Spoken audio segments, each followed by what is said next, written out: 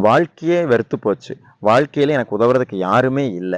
நான் நிர்கதியா நிக்கிறேன். எனக்கு எந்த வழியுமே தெரியலையே! அப்படின்னு ஒரு இக்கட்டான நிலையில நீங்க நிக்கும் பொழுது, எந்த தப்பான முடிவும் எடுத்துறாதீங்க. உங்களை அந்த இக்கட்டுகளிலிருந்து, அந்த பிரச்சனைகளிலிருந்து காப்பாற்றுவதற்கு ஒருவன் இருக்கிறான்.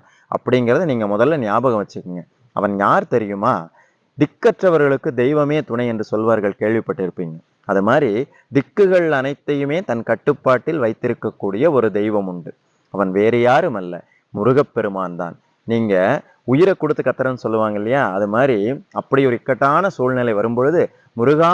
உன்னை இல்லாம என்னை யாரு காப்பாத்துவா? என்ன காப்பாத்த வா முருகா!" அப்படின்னு மட்டும் கூப்பிட்டு பாருங்க.